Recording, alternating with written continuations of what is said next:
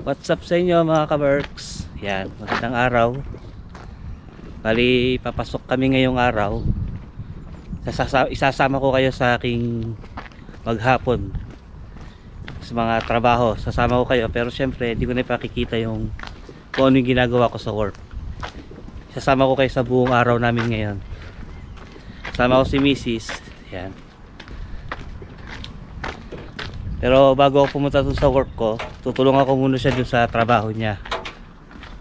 So, and then after nun, yung work ko naman yung gagawin namin.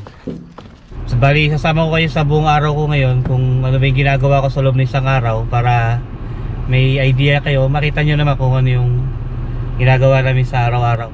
Pakikita ko lang sa inyo yung mga lugar kung saan ako nakakarating sa loob ng isang araw. So unahin muna namin yung trabaho niya, then after nun sa trabaho ko naman. Bali, ang oras ngayon dito is 5:30 ng umaga.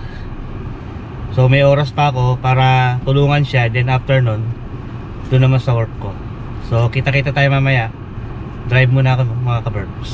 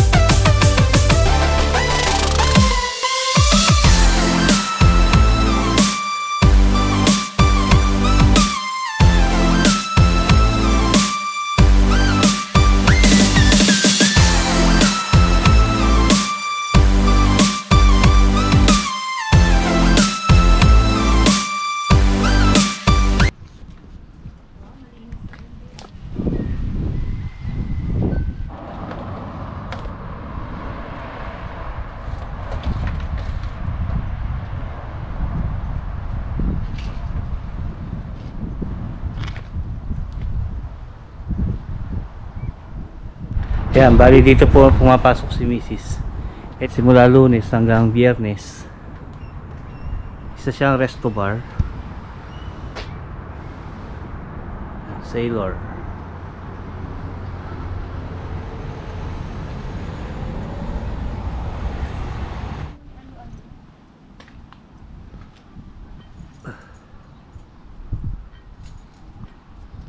Bali, magkatrabaho muna kami mga ka-works. Kita-kita na lang po tayo maya-maya after ng trabaho. Tulungan ko muna si Mrs. sa trabaho niya para mabilis. Tapos mamaya, kita-kita na lang tayo.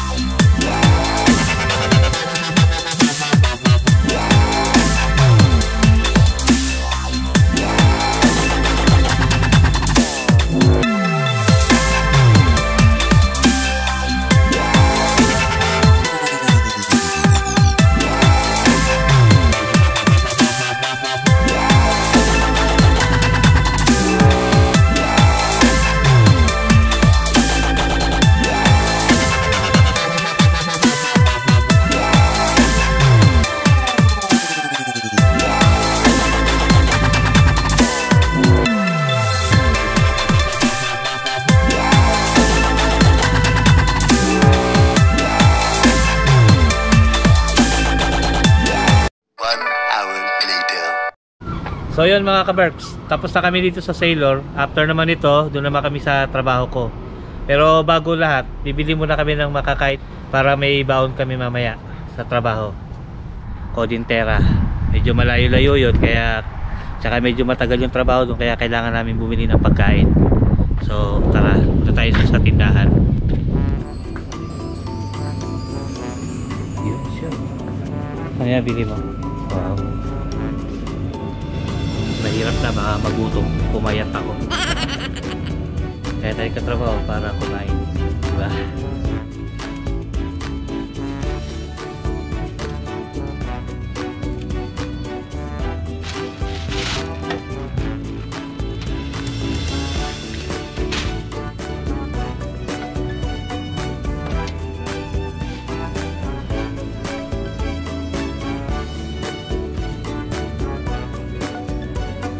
Nakabili na kami ng pagkain namin, mga ka-Burbs. Diretso na kami doon sa trabaho, susunod na trabaho. So kita-kita na lang tayo doon sa susunod na trabaho namin. Mag-drive muna, okay? 갑자기 내게 나타나준 너, 난 아무 말도 할 수가 없었지. 첫눈에 반한다는 이야기가 널 보는 순간 이해가 됐어. 매번 야야야야야 불러 널 야야야야 내 맘을 고백하려고 타이밍만 보는 나. 그런 나를 넌 보며 왜 그러냐고 묻네 너 때문에. I'm going crazy. I'm going crazy. 무뎌져 버린 내 가슴이 뛰어. I'm going crazy. Yeah. 시간은 계속 흘러만 가고 기다리다 지쳐 그만 널 놓칠까봐. 하지만 성급한 나의 Kain tayo, mga ka-Burbs. Kumakain kami habang nasa biyahe. Squid. Eh, ito lang yung buhay namin dito, umiikot sa ganyan-ganyan. Sama ko kayo ngayon sa trabaho namin maghapon para alam nyo din kung ano ba yung ginagawa namin dito sa Finland. Paano nauubos yung maghapon namin dito sa Finland. Puro trabaho. Sa umaga hanggang hapon. Pero yung trabaho ko ngayon, putol-putol lang, pero hanggang mamaya pa siya. May trabaho pa ako mamaya ng alas 6 ng hapon hanggang alas 12 ng gabi sa Prisma. Pero may pahinga naman ako after nito. After ng Codintera, pahinga na ako. Mamaya naman ulit na alas 6 ang trabaho ko. Kung tatanungin nyo, mga ka-Burbs, bilang OFW dito sa Finland, masarap na masaya, mahirap na masaya na masarap, di ba? Gulo. Bakit masarap? Masarap kasi unang-una kasama ko na yung pamilya ko. After 3 years nakuha ko na rin sila. Mahirap, siyempre, trabaho. Wala naman trabahong madali, kaya kailangan natin pagtiyagaan yung trabaho natin. Kaya kung ano man trabaho meron tayo ngayon, kailangan natin yung ipagpasalamat kasi hindi naman lahat ng tao nagkakaroon ng magandang trabaho, lalo na kung sa ibang bansa pa yung opportunity, di ba? Kaya kailangan kung ano man ang trabaho natin, alagaan natin at pag-igihan natin, at para hindi tayo matanggal sa trabaho. Kasi hindi naman lahat ng tao nabibigyan ng opportunity makarating sa ibang bansa. Kagaya ko, di ko rin expect na makakarating ako dito, kundi lang siyempre may tumulong sa akin na isa sa mga pinsan ko, mga kamag-anak ko na tumulong sa akin na para makarating dito sa Finland. Pinagpapasalamat ko yun sa mga pinsan ko na tumulong sa akin na makarating dito. Habang buhay na nandito tayo or hanggang sa pagtanda natin, dala natin yun, pagpapasalamat sa kanila. Kasi kung di dahil naman sa kanila, wala rin ako dito, di ba? Kaya kung ano man meron akong trabaho ngayon dito, pinag-iigihan ko para hindi naman sayang yung pagkuha nila or pagtulong nila sa akin dito para makarating dito sa Finland. Hindi naman kami naiinip kasi halos marami din ako kamag-anak dito. Mga pinsan ko, mga pamangking ko, may apo na nga ako dito eh. Kaya kumpara sa ibang bansa, di masyadong nakakainip kasi pag may gatherings, ma-attend naman kami, kaya okay lang din, para ka lang din nasa Pilipinas.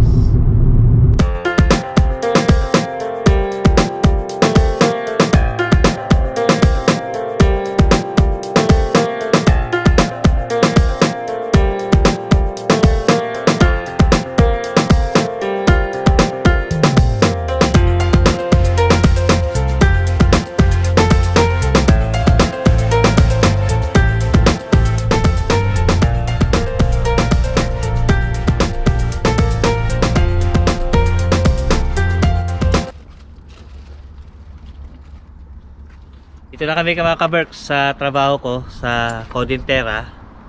So medyo mahaba-haba yung araw ko ngayon dito. Kita-kita na lang po tayo mamaya after ng work ko dito. Hindi ko na ipapakita sa inyo kung ano yung ginagawa ko sa loob. Kasi meron naman akong video pala kung ano yung loob ng pinakatrabahuan ko. Search nyo na lang dun sa baba, sa mga video ko. Yan. Kita-kita na lang po tayo mamaya ulit. One eternity later. Ayos na mga ka-Berks. Tapos na. Tapos na yung trabaho. Bali uwi na po kami ngayon.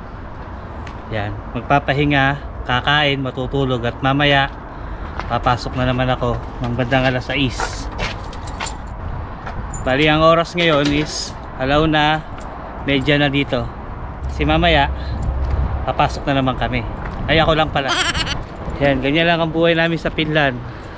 Araw-araw. Pero okay lang, masaya naman. Nag-enjoy naman kami sa ginagawa namin.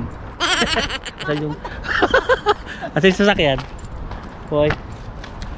Yan, tinan mo? Naligaw pa tuloy ako. Uwi muna kami para makapagpahinga. So, drive muna tayo mga ka-Berks. Nga pala, kung hanggang ngayon ay nanonood ka pa rin sa video ko, ay huwag mo kalimutan mag-subscribe, like at comment para lagi kayo updated sa mga video na i-upload ko. Nandiyan lang po yun sa baba, pakipindot na lang yung subscribe button. Okay, tara, drive muna ako mga ka-Berks. A few moments later. Dito namin sa bahay mga ka-Berks. Yan, kararating lang namin.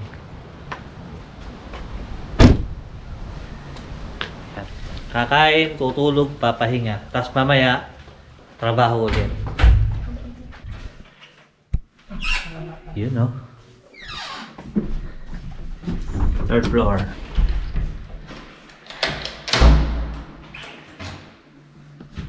So yun mga ka-Berks, hanggang dito na lang muna. Mamaya na lang ulit.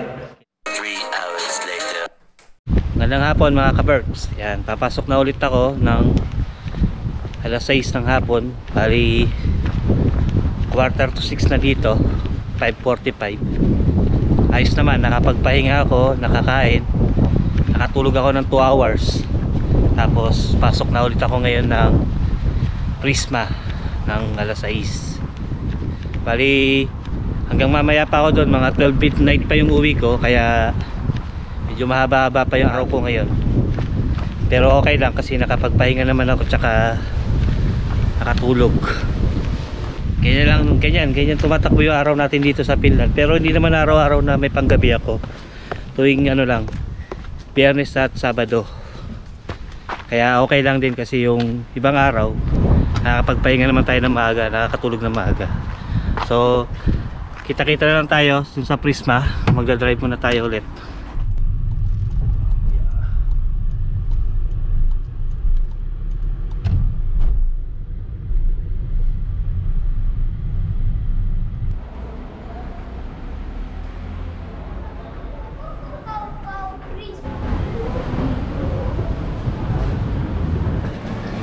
Kita na tayo mamaya mga ka-Berks after ng trabaho. 6 hours later. 12 o'clock midnight. Uwian na mga ka-Berks. Yan, tapos na po yung trabaho ko ngayong araw. Maraming salamat at natapos ko ng maayos yung duty ko. Walang naging problema. Pauwi na ako. So maraming salamat sa pagsama nyo sa akin ngayong maghapon. Yan, pari nandito na po ako sa bahay mga ka-Berks. Yan, maraming salamat po sa pagsama niyo sa akin ngayong araw, sa aking vlog. Sana po ay nag-enjoy kayo sa vlog ko at sana ay huwag kayo magsawang sumuporta sa mga video na ina-upload ko dito sa YouTube. Yun, maraming salamat po sa inyo sa panonood sa aking mga video dito sa YouTube. Yun, bali dito ko na po tatapusin yung vlog. At kung nagustuhan nyo po yung aking video ay huwag nyo kalimutan mag-subscribe, comment at like sa mga video na i-upload ko. At ipaki-tap na rin po yung notification bell para updated kayo sa mga video na i-upload ko. So dito ko na po tatapusin yung vlog mga ka-Berks. Maraming salamat po sa inyo sa pagsama sa akin. Good night po. Bye-bye. Kitos.